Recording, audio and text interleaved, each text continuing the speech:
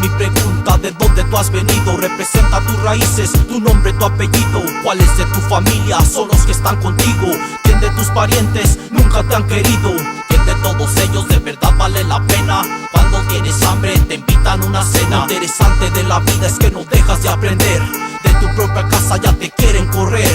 Por todos lados estas personas caminan. A cualquiera que se deja de volada dominan. El aire contamina, para ayudarte nunca opinan. Solo por interés, por la feria se arriman. Peleándose entre sí, no es cuento, lo viví. Aunque era mi familia se pusieron contra mí. Los que están siempre de mi lado, esa es familia, puro amor lo que me han dado. Los que siempre están contigo, esa es familia. Los que llevan tu apellido, esa es familia. Los que nunca te traicionan, esa es familia.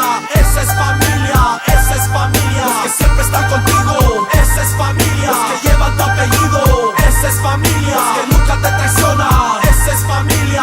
Esa es familia, esa es familia. Si la vida fuera un árbol, la familia es la raíz. De esto se olvidaron viviendo en este país. Lo que tú tienes ahorita mucha gente lo desea. Darían todo en la vida por tener una familia. Pero eso ya es muy tarde, eso ya se terminó. Pues hace mucho tiempo que Dios se lo llevó. Al árbol le faltó agua y la raíz se le secó. Nosotros somos ramas de ese árbol que cayó. Cuando estoy en la tormenta y no puedo caminar.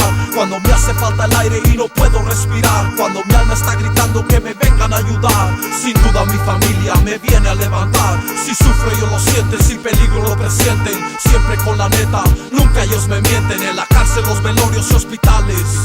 Conoces tu familia y los verdaderos carnales. Los que siempre están contigo, esa es familia. Los que llevan tu apellido, esa es familia. Los que nunca te traicionan, esa es familia.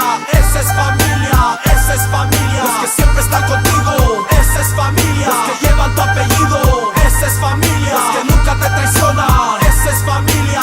Esa es familia, esa es familia. Te trae tanto dolor, te trae tanto placer. El cariño, el apoyo, la fuerza de tu propia familia. Sin ella por dentro vacío y perdido. Los que sufren conmigo, los que sangran conmigo, los que batallan conmigo, los que tienen mi espalda, los que se echan a la pelea, los que confías con tu dinero, los que esperas en tu entierro.